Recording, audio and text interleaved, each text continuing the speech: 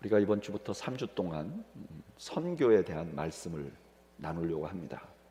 선교에 대한 말씀을 나누기 시작하면서 제가 이런 질문을 한번 드려보고 싶어요. 선교가 무엇이죠? 선교. 우리가 선교를 위해서 기도를 하고 또 선교를 위해서 헌신을 하는데 선교는 무엇이죠? 지난 50년 동안 한국에서는 이 선교라는 단어가 매우 다양하게 사용됐습니다. 한국에서는 적어도 기독교가 교회를 수단으로 교회 내부적인 활동을 제외한 모든 것을 그냥 선교라고 불렀어요. 그래서 한국에서는 교회가 아닌데 기독교 계통의 기관을 만들면 무조건 끝에 선교회라고 붙였어요.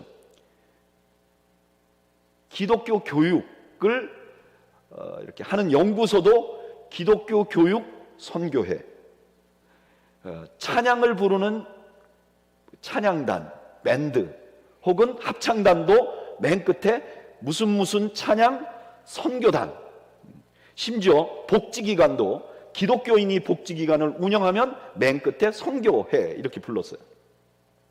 그러다 보니까 선교사라는 명칭도 아주 폭넓게 사용됐어요. 제가 알기로는 한국의 기독교 서점을 운영하는 사장님도 선교사라고 부르시는 분이 계셨어요. 또 이스라엘에서 성지를 연구하면서 연구소를 만드신 분도 선교사님이라고 부르셨어요. 제 눈에는 분명히 그분은 연구소 소장인데 한국에 와서는 선교사라고 소개해요. 찬양을 부르고 교회를 방문하는 복음송 가수들도 자기를 문화 선교사라고 불렀어요. 여러분, 선교는 뭐죠? 선교라는 것이 무엇인가? 왜 선교가 이렇게 폭넓게 사용되는가?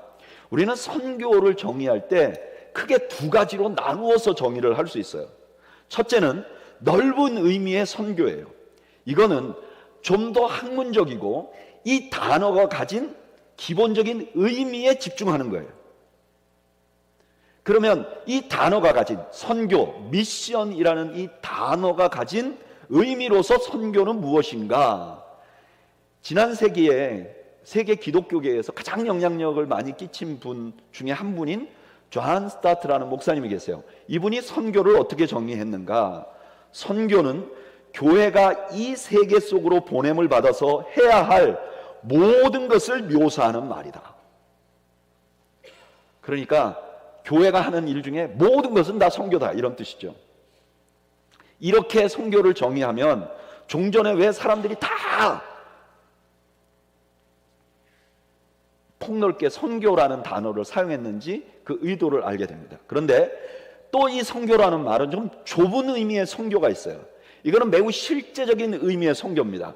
우리가 지금 이번 주간에 선교를 위해서 설교하겠습니다. 이번 3주 동안은 선교에 대한 말씀을 전하겠습니다. 그럴 때 우리 모두가 공감하는, 우리 모두가 목사님이 어떤 말씀을 하시겠구나 하고 이렇게 공감대를 형성할 수 있는 그런 개념으로서의 선교가 있어요.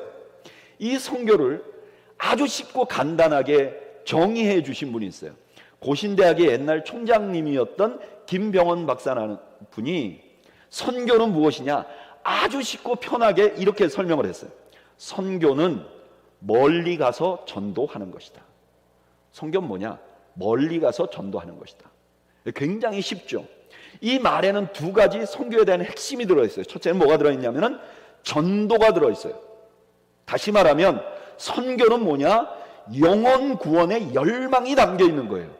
만약에 선교에서 영혼 구원하는 열망이 빠져버리면 그것이 어떤 이름으로 선교라고 어떤 이유로 선교라고 붙였던 그것은 선교의 핵심을 잃어버린 거예요. 예전에 아프리카 감비아에서 선교를 하셨던 이재환 선교사님이라는 분이 계셨어요. 이분은 딱 보면 수염이 이렇게 나서 누가 봐도 아프리카 사람같이 생겼어요. 얼굴도 검고. 근데 이 이재환 선교사님이 선교를 처음 나갈 때 자기가 품고 있던 나라 중에 하나가 아프리카의 감비아라는 나라예요. 근데 감비아는 96%가 무슬림인 국가입니다. 국민의 96%가. 그래서 여기는 선교사 비자가 나오지 않아요. 그러니까 이 선교사님이 그 나라에 가서 사역을 하려면 합법적인 신분이 필요하니까 이분이 학교를 시작을 했어요. 그런데 이분이 유능했는지 아니면 시기가 잘 맞았는지 이 학교가 너무 잘 되는 거예요. 처음에는 그냥 자기 신분을 유지하려고 기술학교 같은 거를 시작을 했는데 이게 점점 잘 돼가지고 그 감비아라는 작은 나라의 전체에서 가장 뛰어난 학교 중에 하나가 됐어요. 후에는 그 학교 출신 여학생이 그 나라의 독재를 하시는 대통령, 아주 오랫동안 대통령을 하신 분의 영부인이 되셨어요. 그래서 이 학교가 점점 더 영향력이 생기고 수많은 선교사님들이 그 선교사님을 의지해서 거기서 새로운 선교를 시작했어요. 근데 어느 날 이 이재환 선교사님이 그 엄청난 사역을 다 후배들에게 넘겨주고 자기는 007 가방 하나 딱 들고 감비아를 떠났어요. 그래서 LA 와서 선교를 동원하는 일을 하겠다는 거예요. 아니 왜 그랬을까? 너무 궁금하잖아요. 제가 조금 개인적으로 알고 있는 분이라 개인적으로 만나서 제가 이렇게 물어봤어요. 선교사님, 그거 가보니까 제가 그거 가봤거든요. 근데 어마어마해요. 그리고 이분의 열정이 대단해요. 그 아이들에게 영어를 가르치려고 미국에서 비디오 테이프하고 그런 거를 얼마나 갖다 놨냐면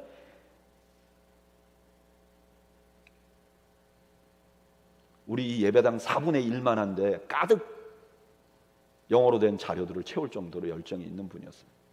왜 그만두셨냐고 그랬더니 자기에게 왜 그만뒀냐고 묻지 말고 나에게 다시 선교를 시작하면 어떻게 할 거냐고 물어봐 달라고. 만약에 그렇게 묻는다면 자기는 학교는 절대로 하지 않겠다고. 왜 그러냐? 가서 자기는 선교사로 갔는데 학교를 세워놓으니까 그 학교의 행정적인 일이나 이런 게 너무 바쁜 거예요. 그래서 어느 날은 자기가 내가 교장인가 혹은 관리인인가 혹은 내가 사감인가 그런 생각이 너무 많이 들었다는 거예요. 그래서 자기는 다시 선교하면 영혼 하나하나에 집중하는 사역을 하고 싶다. 이분이 하신데 아주 중요한 핵심이 있습니다. 어디서 어떤 일을 하든 어떤 멋진 프로젝트를 하든 그 프로젝트가 아무리 성공적이든 영혼에 대한 열망이 없으면 그건 선교의 핵심이 빠진 거예요. 또 하나, 선교는 멀리 가서 전도한다는 이 말 안에 담겨진 두 번째 의미는 선교는 멀리 가는 거예요. 근데 여기 멀리라는 말은 물리적인 거리만을 말하는 게 아니에요. 예를 들면 우리가 여기 한국이 이민 생활하는 우리 이민교회잖아요. 더 웨이 교회가. 근데 우리 이민교회가 한국에 있는 한국교회를 전도하면 이거는 선교라고 부르지 않아요. 이건 사역이라고 불러요. 왜 선교라고 부르지 않느냐? 멀지 않기 때문이에요.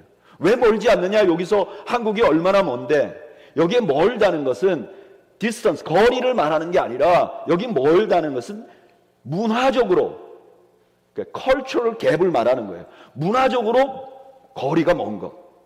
그러니까 문화를 뛰어넘어서 전도하는 걸 우리는 선교라고 부르는 거예요. 그러면 문화라는 건 뭐냐? 아니 같은 한국에 살아도 전라도와 경상도가 다르고 미국에 살아도 캘리포니아와 동부가 다르니까 우리 문화 다른 거 아닙니까? 여기 문화라는 말의 핵심은 습관이 다르다 이런 뜻이 아니고 여기 핵심은 언어입니다. 언어. 그러니까 문화적으로 다른 데 간다 하는 말은 다른 문화를 가진 언어권에 간다 이런 뜻이에요. 그래서 이 말로 우리가 선교를 정의해보면 선교는 문화가 다른 언어권에 가서 영혼 구원을 하기 위해서 하는 사역을 선교라고 부르는 거예요. 좀 따라하시죠. 이건 되게 중요한 겁니다. 다른 문화를 가진 언어권에서 영혼 구원을 위해 하는 사역, 이게 선교라는 거예요. 다른 문화권에서. 그런데 이렇게 선교를 정의하면 우리가 턱 알게 되는 것은 선교는 매우 비효율적인 일이라는 생각이 들어요. 왜냐? 첫째, 다른 문화권에 멀리 떨어진 데 가면요 비용이 많이 들어요. 해외로 가는 것 자체가 비용이 많이 들잖아요. 게다가 문화를 뛰어넘어야 되기 때문에 가서 사역을 시작하기 위해서 드는 비용도 굉장히 많아요. 가서 언어도 배워야죠. 또 거기 가서 새로운 집을 구축해야죠. 그리고 효율성도 매우 떨어집니다. 여러분, 같은 문화권 안에 사는 사람이 그게 유창한 언어로 막 선교를 하면, 전도를 하면 전도가 훨씬 잘 돼요. 근데 문화를 뛰어넘으면요, 이 기본적인 이해도가 다르기 때문에 복음이 전파되는데 굉장히 어렵습니다. 한국에 1900년대 초반에 한국에 온 선교사님들이 쓴 글에 이런 말이 있어요. 나는 미국에서 좋은 신학교를 나오고 그리고 지성인인데 내가 시장에 가서 설교를 하면 사람들이 감동을 받지 않는다는 거예요. 예전에 1900년대 미국에서 공부하는 선교사님이. 그런데 내가 데리고 다니는 조사, 이 조사는 오늘날로 말하면 교육전도사 혹은 그냥 견습생, 이제 신학도 배우지 않은, 이제 각 예수 믿고 열심히 있는 청년, 이 조사를 데리고 다니면서 이 조사에게 설교를 시키면, 이 조사는 성경도 많이 모르고 지식도 별로 없는데 이분이 설교를 하면 그 장터에 있는 사람들이 감동을 받고 눈물을 흘린다는 거예요. 생각해보면 이게 당연한 거죠. 한국 사람의 특유의 감동 포인트를 미국에서 선교사로 오신 분들은 알 수가 없는 거죠. 그럼 이런 질문이 생기잖아요. 그러면 이렇게 비효율적인 일을 왜 해야 되느냐? 선교가 이렇게 비효율적인데 왜 해야 되느냐? 오늘은 선교를 왜 해야 되는지 이유를 세 가지로 우리가 살펴보려고 합니다. 첫째는요, 저를 따라 하시죠. 우리 주님이 선교사였습니다. 우리가 선교해야 된 넘버 원 리즌은 우리 주님이 선교사였기 때문에 그래요. 요한복음 20장 21절에 보면 예수님께서 우리에게 이렇게 말씀하세요. 예수께서 또 이르시되 너희에게 평강이 있을지어다. 아버지께서 나를 보내신 것 같이 나도 너희를 보내노라. 예수님의 제자는 어떤 사람이냐? 예수님이 하나님으로부터 보냄을 받은 것처럼 우리도 예수님으로부터 파송된 사람들이라는 거예요. 그러면 주님은 어떤 분이시냐? 주님이 어떤 분이신가를 빌립보서 2장 6절이 너무나 자세하게 설명을 해주죠. 그는 근본 하나님의 본체시나 하나님과 동등됨을 취할 것으로 여기지 아니하시고 원래 하나님이셨어요. 그런데 무엇이 되셨죠? 사람이 되셨어요. 여러분, 하나님과 사람은 그 격차가 우리가 다른 어떤 나라에 가는 것보다 훨씬 더 심한 격차를 가지고 있어요.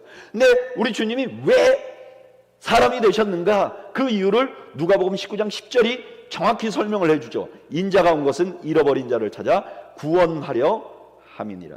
그러니까 주님은 우리를 구원하기 위해서 하나님이라는 문화에서 인간이라는 문화로 엄청난 차이를 극복하고 우리를 구원하기 위해서 이곳에 오신 거예요.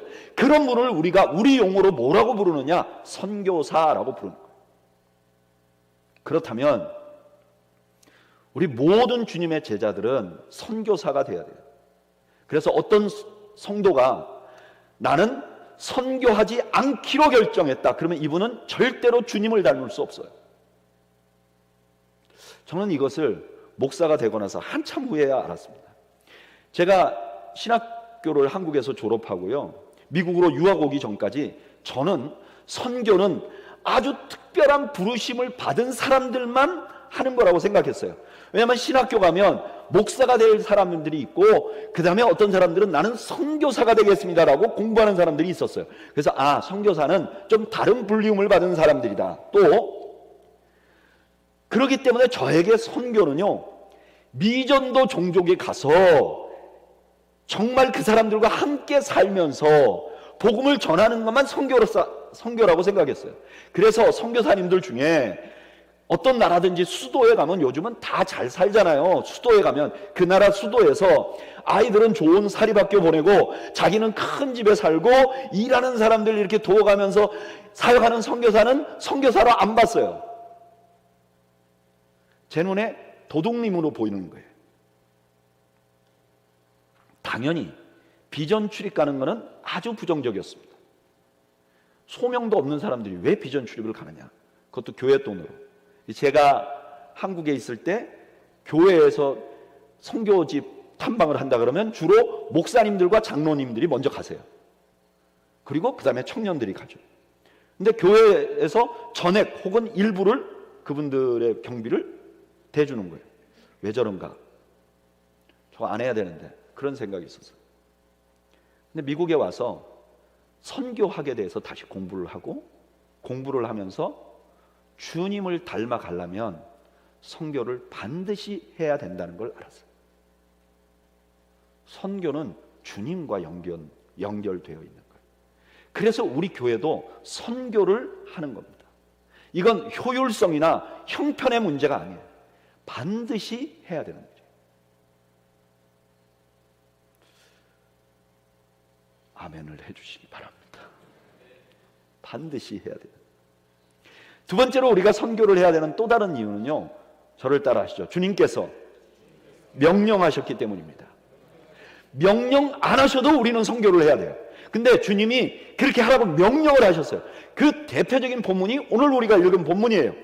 마태복음 28장 18절, 예수님이 이렇게 말씀하셨어요. 예수께서 나와 말씀하여 이르시되 하늘과 땅의 모든 권세를 내게 주셨으니.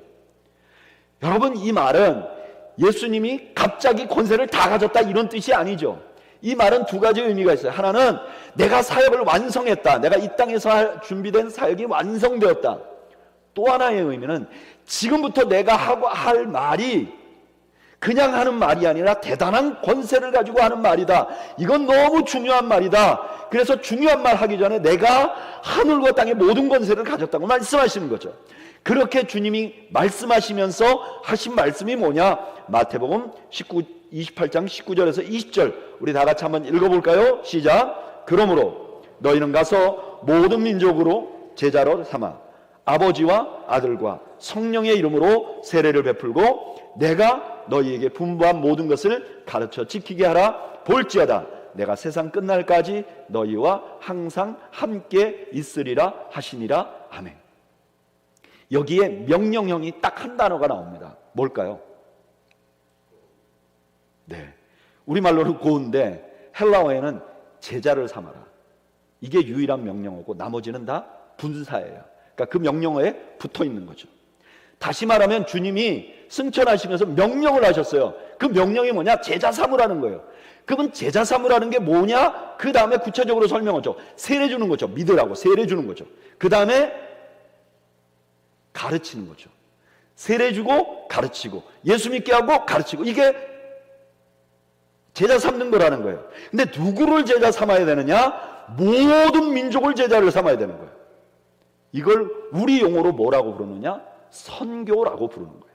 그러니까 정리해보면 주님께서 새로운 시기에 새로운 큰 권위로 명령하신 명령이 뭐냐? 선교라는 거예요. 선교는 명령이에요. 선교를 하지 않으면 죄예요.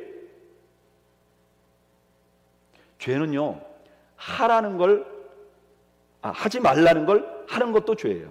근데 하라는 걸 안 해도 죄예요. 그러니까 교회가 형편이 어려워서 선교를 못할 수 있어요. 이제 갓 개척한 교회가 아이고 뭐 선교를 우리가 어떻게 하겠습니까? 이렇게 말할 수 있어요. 그러나 교회가 선교를 안 하기로 결의를 하면 안 돼요. 그건 죄예요. 이건 개인에게도 마찬가지입니다. 선교는 선택사안이 아니에요. 예전에 저한테 이런 말을 한 분이 있었어요. 목사님이신데 나는 취향이 국내파예요.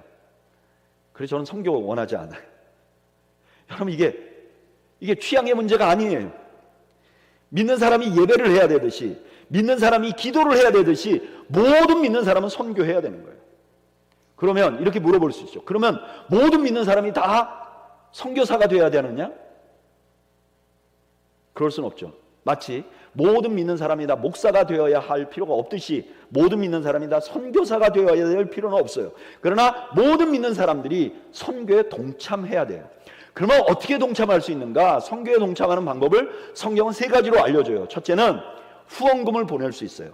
아이고, 목사님 갑자기 돈 얘기를? 예, 돈 얘기를 하는 겁니다. 왜? 성경에 나와 있어요. 빌립보서 4장 14절 15절 그러나 너희가 내 괴로움에 함께 참여하였으니 잘하였도다. 빌립보 사람들아, 너희도 알거니와 복음의 시초에 내가 마게도냐를 떠날 때 주고받는 내 일에 참여한 교회가 너희 외에 아무도 없었느니라. 빌립보 교회가 바울 사도의 사역을 위해서 헌금을 했어요. 그런데 그것이 바울의 괴로움에 함께 참여했다 그래요. 바울이 하는 사역과 고난에 함께 참여했다는 거예요. 교회가 선교비를 우리 선교사님들한테 보내잖아요. 이건 그냥 돈만 보내는 게 아니라 그 선교사님 사역에 동참하는 거예요. 그래서 우리가 박경준 선교사님의 사역을 우리의 사역처럼 생각하는 거예요. 여러분, 우리 모두가 선교사로 갈 수는 없습니다. 그러나 물질을 후원하면서 그들과 함께 동력할 수 있는 거예요. 지금 이번에 우리 교회는 미얀마 사람으로서 태국에 살고 있는 사람들 교회를 방문합니다. 지금 미얀마는 군 총동원령이 내려서 각 곳에서 젊은이들이 길 가다 보이면 끌고 가서 군인으로 만듭니다. 그래서 많은 미얀마 젊은이들이 국경을 넘어서 태국으로 와요. 그러면 이분들이 오면 어디로 가는가? 태국에 있는 미얀마 사람 교회로 갑니다. 마치 북한에 있는 사람들이 탈북했을 때 연변에 있는 한인 교회들, 조선족 교회들을 찾아가듯이 이분들이 교회를 찾아가요. 그러니까 지금 국경에 있는 미얀마인들 교회는 경제적으로 굉장히 큰 어려움을 겪어요. 왜냐하면 이분들이 넘어오면 최소한 먹여주고 재워줘야 되니까. 그래서 우리가 이번에 가서 밥을 먹여주려고 합니다. 그런데 소식을 들어보니까 거기에 조그만 교실을 하나 지어줬으면 좋겠다고 소식을 들었어요. 그래서 제가 이걸 광고를 했어요. 그리고 믿음이 얼마나 없었냐면은 그 선교사님한테 지으라 그렇게 말 안 했어요. 근데 지난주에 우리 재정부에서 들어보니까 그 직구도 남겠더라고요. 그래서 제가 선교사님한테 당장 전화했어요. 시작하십시오. 우리 교인들 중에 누가 헌금했는지 아무도 모릅니다. 재정부만 알겠죠. 심지어 무명으로 하신 분들도 많아요. 그러나 여러분들이 하신 헌금이 거기 현지에서 선교사님들과 현지에 있는 교회들을 통해서 건물을 짓게 되고 거기에 미얀마에서 온 사람들이 숙박을 하고 나중에 거기가 교실로 사용되면 그 사역에 여러분들이 동참하는 겁니다. 우리 교회가 동참한 겁니다. 그래, 헌금 낸 사람만 동참. 아니요, 우리 교회가 더웨이 하나잖아요. 그러니까 우리 중에 어떤 분들이 경제적으로 마음이 있어서 이걸 내면 우리 더웨이라는 한 몸체가 이것을 함께 후원하는 겁니다. 그래서 그 일에 동참하는 겁니다. 기대하세요. 여러분들 천국 가면 주님이 여러분들에게 뭔가를 해줄 겁니다. 또 두 번째는 우리가 기도할 수 있어요. 골로새서 4장 3절에 이런 말을 해요. 또한 우리를 위하여 기도하되 하나님이 전도할 문을 우리에게 열어주사 그리스도의 비밀을 말하게 하시기를 구하라. 전도에 관해서 사도 바울만큼 전문가가 어디 있습니까? 근데 사도 바울이 뭐라 그러냐? 자기를 위해서 기도해달라 그래요. 여러분, 우리는 기도함으로 선교사님들의 사역에 동참할 수 있어요. 그래서 우리 교회가 기도하는 겁니다. 조금 아까도 박경준 선교사님을 위해서 우리가 막 소리를 높여서 기도한 이유가 우리가 그 사역을 동참하는 방법이 바로 이 방법이기 때문에 그래요. 그리고 세 번째로는요, 놀랍게도 방문해서 위로할 수 있어요. 디모데후서에 보면 참 이상한 말이 나옵니다. 디모데후서 4장 9절에 이렇게 말해요. 너는 어서 속히 내게 오라. 내게로 오라. 바울이 디모데에게 한 말이에요. 어서 속히 내게로 오라. 왜냐? 바울이 외로워요. 근데 이 말을 한 바울이 누구냐? 디모데후서 4장 17절 18절 뒤쪽에 보면 이렇게 말해요. 주께서 내 곁에 서서 나에게 힘을 주시면 나로 말미암아 선포된 말씀이 온전히 전파돼요. 18절에 주께서 나를 모든 악한 일에서 건져내시고. 사도 바울이요, 주님과 같이 다닌 분이에요. 주님과 늘 동행한 사람이에요. 얼마나 신령한지 몰라요. 근데 이렇게 신령한 사람이 주님이 옆에 있는데 디모데에게 좀 속히 올래? 우리는 선교사님들을 가서 위로함으로 그들의 사역에 동참할 수 있어요. 저는 우리 단기 선교를 가는 분들이 할 수 있는 가장 큰 일이 바로 이런 일이라고 생각합니다. 예전에 그 방금 말씀드렸던 아프리카 감비아에 단기 선교를 간 일이 있어요. 그 감비아는 한국에서 굉장히 멉니다. 그래서 한국에서 후원하는 교회들이 있지만 단기 선교팀이 잘 못 와요. 근데 미국에서는 그래도 가기가 한 14시간이면 가니까 영국 거쳐서 감비아를 가서 열심히 사역했어요. 사역하고 마지막에 마지막 날 그 선교사님들, 거기 그 감비아에서 사역하는 선교사님이 3가정이 있었는데 3가정을 좋은 리조트에 모셔가지고 함께 저녁을 먹었어요. 저녁을 먹고 우리 미국에 가서 간 단기 선교 팀들이 그 선교사님들에 대해서 우리가 이렇게 한마디씩 하는 시간을 가졌어요. 우리가 너무너무 그분들을 존경하고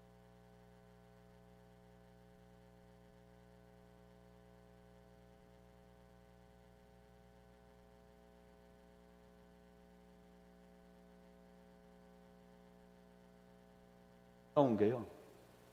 그 선교사님 아이 중에 중학생쯤 되는 아이가 막 우는 거예요. 왜 우냐 하면은 자기는 어렸을 때 그 감비아로 간 거예요. 거기 사는 현지 주민들보다는 자기가 훨씬 나아요. 얼굴 색깔도 좀 더 하얗고 거주지도 조금 나아요. 그 현지인들보다는.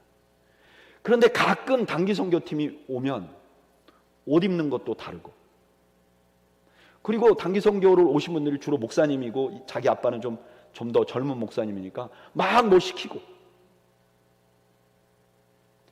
그리고 뭔가 도와주고 가는 거예요. 그러니까 이 아이가 자기 아버지에 대한 열등감이 너무너무 많았던 거예요.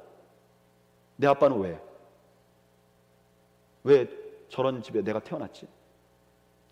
근데 우리 단기 선교 간 사람들이 자기 아빠에 대해서 그렇게 존중하고 존경하고 그런 안어라는 말씀을 드렸는데 이 아이가 거기서 치유가 된 거예요.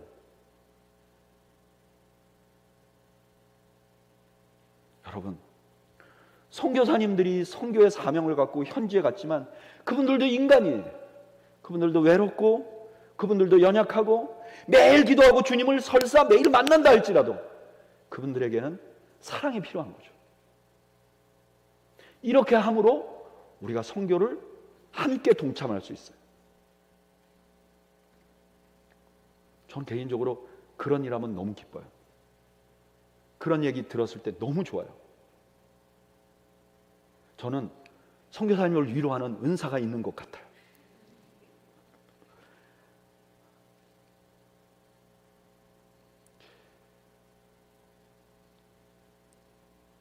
선교는 명령입니다.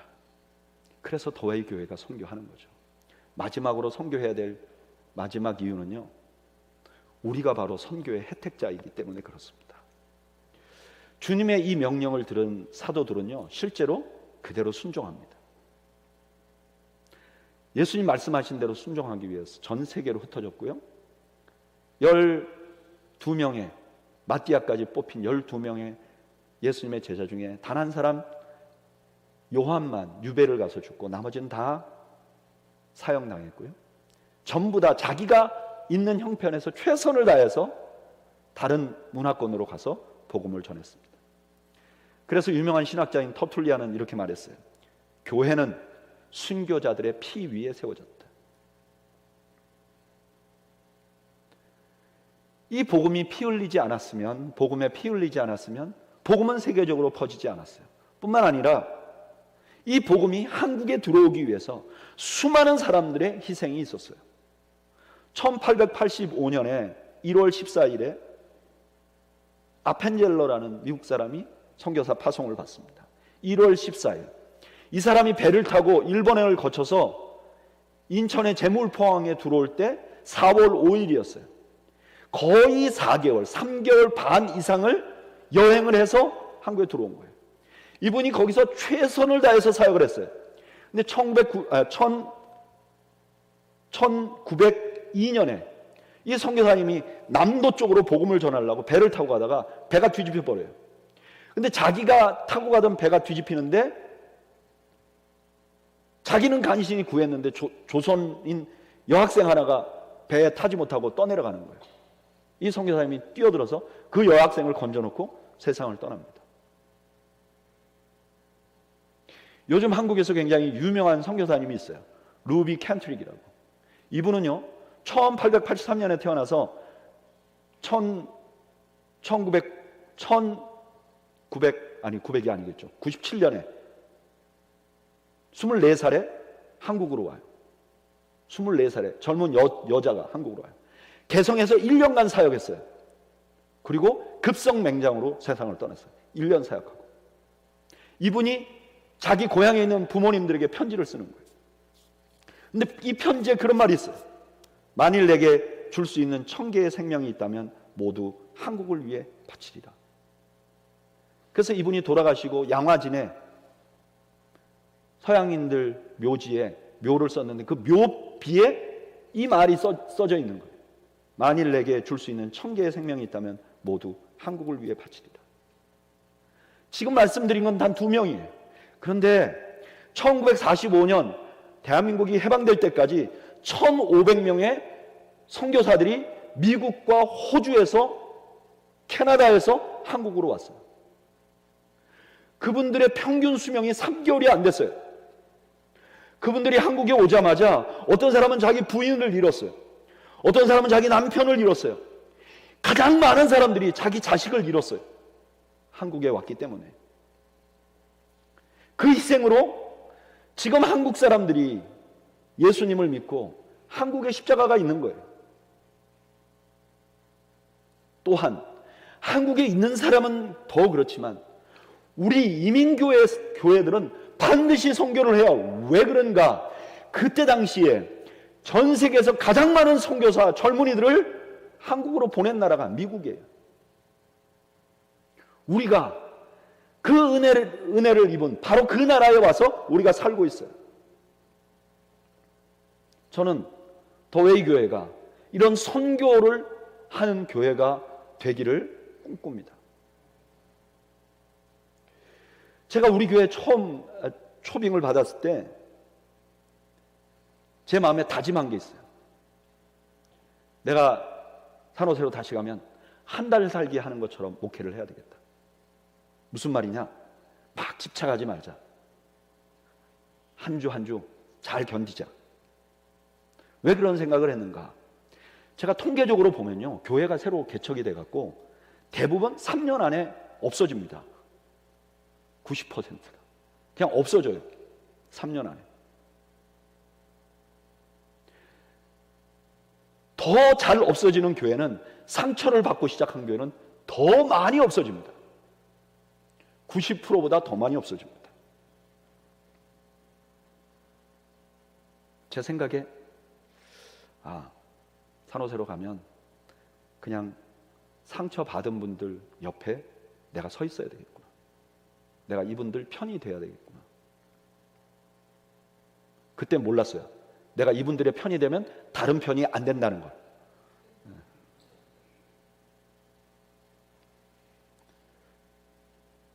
근데 지난 몇 년간 우리 교회에 은혜를 많이 주셨어요. 제일 큰 은혜는 우리 안에 여러분들이 변화되신 거예요. 잘 생각해 보세요. 4년 전 내가 이 교회에 왔을 때와 지금 나의 자세가 어떤가? 저는요, 여기 있는 분들 지금 당장에 몇 분들이라도 뽑아낼 수 있어요. 여러분들 달라지셨어요. 또 헌신된 분들이 많이 오셨어요. 새로운 분들이. 어떻게 이런 일이 일어났는가? 그냥 한마디로 말하면 전적으로 하나님의 은혜죠. 냉정하게 말해도 전적으로 하나님의 은혜. 왜? 누구도 뭘 했다고 하는 사람이 없어요. 여기 있는 분이 있으면 손 들어보세요. 제가 당장에 반박을 해드리겠습니다. 누구도 아무 일도 안 했어요. 그런데 하나님이 이렇게 은혜를 주시니까 제가 담임 목사로 이런 생각은 들어요. 하나님이 자꾸 더 은혜를 주시면 어떡하지? 우리가 뭘 해야 될까? 은혜를 주시고 안 주시고는 하나님 뜻이지만 하나님 만약에 은혜를 주시면 우린 뭘 해야 될까? 답은 명쾌합니다. 하나님이 은혜를 주시면 우린 더 많이 베풀 것입니다. 더 많이 베풀 것입니다. 성도가 더 늘어나서 예산이 더 풍족해지면 더 많은 선교사를 후원할 것입니다. 더 많은 일을 할 것입니다. 여러분들에게 더 맛있는 점심을 제공하지 않을 것입니다. 우리가 좀 더 편안하게 예배드리게 하지 않을 것입니다. 해봤는데 별거 남지 않더라고요. 저도 죽을 힘을 다해서 헌금해봤는데 가지도 못해요. 그런 짓 다시는 안 할 겁니다. 오직 주님만 바라볼 겁니다. 주님이 기뻐하시는 일만 하고 싶습니다. 더 많이 베풀고 싶습니다. 더 웨이교회 성도 여러분, 우리 함께 꿈꿉시다. 하나님이 주시면 더 많이 베풀겠습니다. 하나님이 주시면 더 많이 베풀겠습니다. 그래서 우리 교회가 정말 하나님이 이 땅을 보실 때 어여쁘게 보는 그런 교회가 되면 좋겠어요. 우리만을 위한 것이 아니라 하나님 마음 담긴 그곳에 나의 마음도 늘 거기에 있는 그런 우리들이 되게 해달라고, 우리 함께 이 시간 그런 마음을 가지고 찬양을 드리기를 원합니다. 그리고 우리가 잠시 우리 교회를 위해서 기도하면 좋겠어요. 주님, 우리 교회가 교회의 확장만을 꿈꾸는 교회가 되지 않게 해주십시오. 주님 마음 담는, 주님 마음에 있는 그것을 닮아가는 그런 교회가 되게 해주십시오. 소원하는 마음으로 찬양을 드리겠습니다.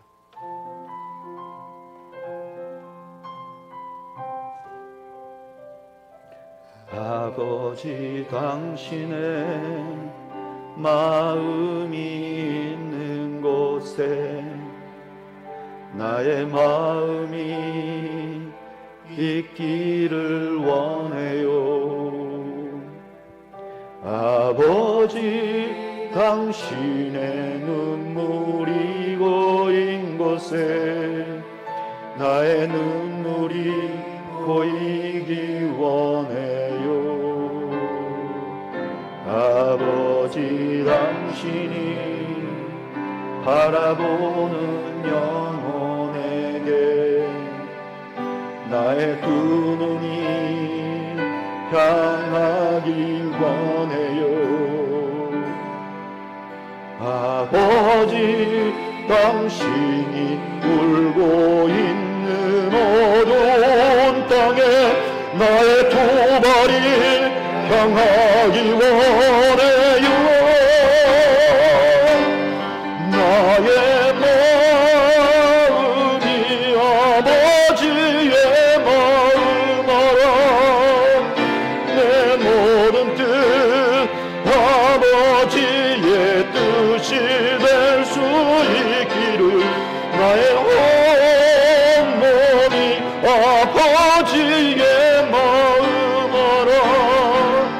내 모든 삶 당신의 삶 되기를. 한번 이 시간 기도하기를 원합니다. 여러분, 우리 교회를 축복하면서 기도합시다. 하나님, 우리 교회가 처음 마음이 변질되는 교회가 되지 않게 해주십시오. 하나님, 우리 교회가 우리의 확장을 꿈꾸지 않게 해주십시오. 하나님, 우리 교회가 주님이 가신 그 더웨이 한기를 추구하는 교회, 주님의 마음에 담긴 그 마음을 본받는 교회가 되게 해주십시오. 교회를 축복하면서 우리 한번 합심해서 기도하겠습니다. 하나님, 우리 아버지 은혜와 사랑을 감사합니다. 아버지 하나님이여, 아버지 하나님이여, 저희들에게 은혜를 베풀어 주시고, 아버지 하나님이여, 아버지 하나님이여, 저희들에게 은혜를 베풀어 주시고, 아버지 하나님이여, 아버지 하나님이여, 저희들에게 은혜를 베풀어 주시고, 아버지 하나님, 아버지 하나님, 저희들에게 자비를 베풀어 주시옵소서. 하나님 아버지, 하나님 아버지, 간절히 아버지 앞에 바라오고 오랍니다. 아버지 하나님이여, 아버지 하나님이여, 우리 하나님, 저희들이 하나님 앞에 정말로 하나님 앞에 우리가 꿈꾸는 것이 하나님의 마음에 담긴 것을 꿈꾸게 하여 주옵소서. 아버지 하나님, 우리가 우리의 확장을 꿈꾸지 않게 하시옵소서. 하나님의 복음이 확장되는 것을 꿈꾸게 하여 주시옵소서. 하나님, 우리가 초심을 잃지 않게 해 주시옵소서. 우리가 그 마음을 간직하게 하여 주시옵소서. 우리를 위한 교회가 되지 않게 하여 주옵소서. 복음에 바로 서는 교회가 되게 하시옵소서. 하나님의 말씀에 바로 서는 교회가 되게 하시옵소서. 하나님, 우리를 붙들어 주시옵소서. 우리 교회가 하나님을 기쁘시게 하는 교회가 되게 하시옵소서.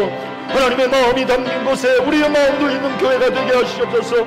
누구도 우리 안에서 우리 안에서 지배하지 아니하고 오직 하나님의 복음과 하나님의 말씀만이 지배하는 교회가 되게 하여 주시옵소서.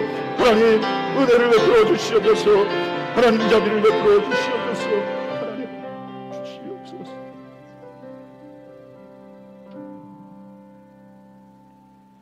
이제는 우리 주님 예수 그리스도의 은혜와 하나님 아버지의 그 크신 사랑과 성령님의 교통하심,